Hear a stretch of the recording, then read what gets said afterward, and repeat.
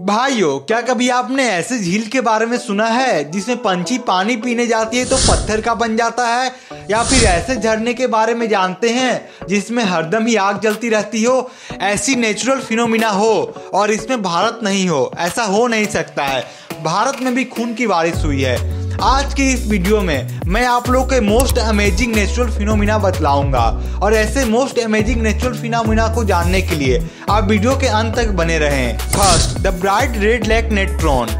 नेट्रोन lake एक salty और alkaline lake है जो तंजानिया में अरुसा क्षेत्र का नॉर्थ नगोरोंगोरा डिस्ट्रिक्ट में है। यह झील 9.8 फीट से भी कम गहरा है और 57 किलोमीटर लंबा और 22 किलोमीटर चौड़ा है। आसपास के क्षेत्र में वर्षा अनियमित रूप से होती रहती है और लगभग दिसंबर से मई के बीच में प्रति वर्ष 800 मिलीलीटर वर्षा होती है। झील के टेम्परेचर 40 डिग्री सेल्सियस के ऊपर रहता है। इस लेक में जो भी पंछी या जानवर पानी पीने जाते हैं वह मर जाते हैं और वह पत्थर में बन जाते हैं। जी हाँ दोस्तों, आपने सही सुना।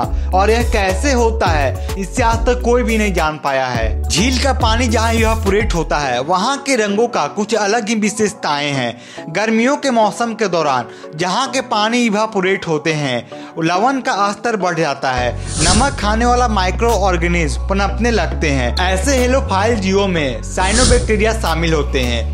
जो साइनोबैक्टीरिया होते हैं वो पानी के अंदर लाल रंग बनाते हैं और पानी के ऊपर ऑरेंज रंग बनाते हैं और ये प्रकाश संश्लेषण के साथ अपना भोजन बनाते हैं। और इस पानी के अंदर जो माइक्रो ऑर्गेनिज्म रहते हैं वो सतह पर लाल और गुलाबी रंग बनाते हैं और इसके आसपास के क्षेत्र में जो पौधे रहते हैं वो साल्टी और मीठे पानी को एब्जॉर्ब करते हैं। अधिकांश जानवरों को झील का हाई टेम्परेचर 60 डिग्री सेल्सियस और इसकी नमकीन स्वाद उनके अनुकूल नहीं होती है।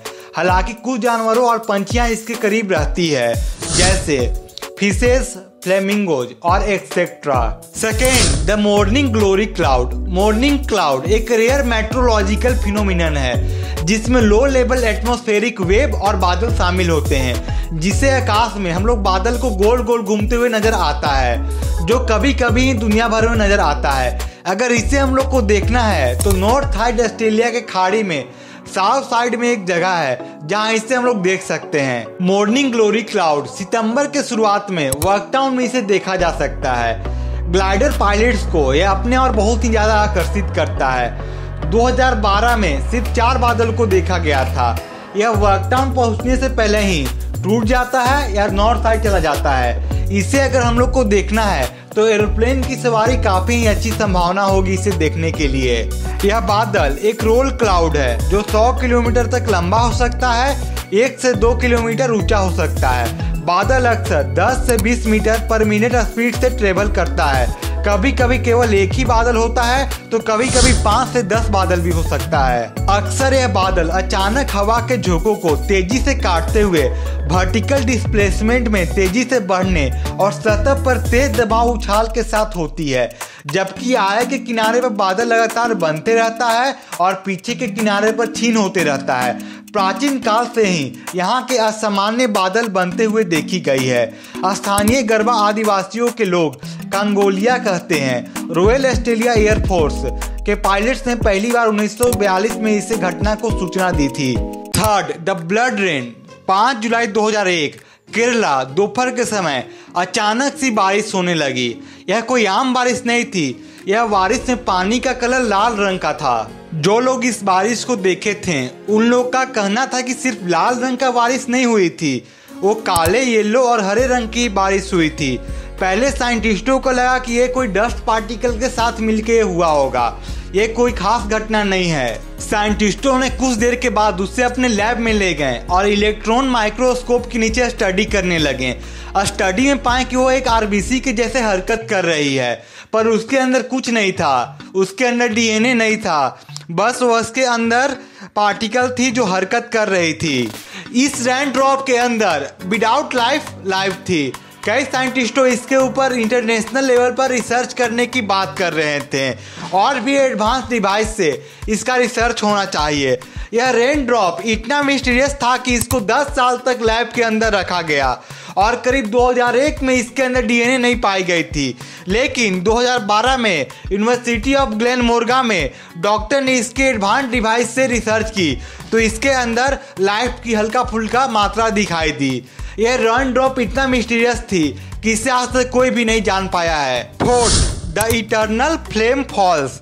इटर्नल फ्लेम फोर्स एक छोटा सा झरना है, उसके बीच से एक जगह से हर वक्त आग जलती रहती है। यह वेस्टर्न न्यूयॉर्क में चेस्टनट रिज पार्क के एक भाग में सेल क्रीक रिजर्व में स्थित है।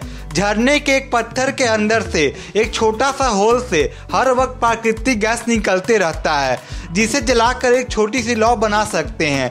ये लौ लगभग पूरे वर्ष दिखाई देती है, हालांकि इस लौ को हम लोग बुता भी सकते हैं। इंडियन यूनिवर्सिटी ब्लूमिंगटन और इटली के नेशनल इंस्टीट्यूट ऑफ जियोफिजिक्स के साइंटिस्टों ने बेहतर ढंग से समझने के प्रयास में 2013 में इंटरनल फ्लेम फोर्स को अध्ययन किया कि प्राकृतिक रूप से पाए जाने वाला हाइड्रोजन कार्बन रिसेंट से निकलने वाली प्राकृतिक गैस वायुमंडल में ग्रीन हाउस को कैसे योगदान करती है।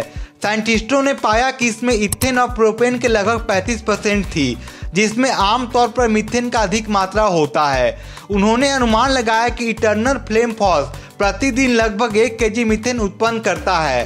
शोधकर्ताओं ने झरने के अन्य माइक्रोशिप पर ध्यान दिया। यहाँ जो गैस निकल रही थी वह सतह से लगभग 400 मीटर नीचे राइन ट्रीट सेल से उत्पन्न होती है। टेक्टोनिक एक्टिविटीज से सतह पर दरार आ गई जिससे गैस निकलने लगी और आपस में पत्थर टकराकर इसमें आग लग गई और ये पर्यटन का काफी अच्छा स्थल है जिसे अन्य स्थान से यहाँ लोग देखने आते हैं। कमेंट में जरूर बताएं इन सब नेचुरल फिनोमिना में से आपका कौन सा फेवरेट नेचुरल फिनोमिना है, और वीडियो अच्छा लगा तो लाइक शेयर और कमेंट करें और सब्सक्राइब करना बिल्कुल ना भूलें।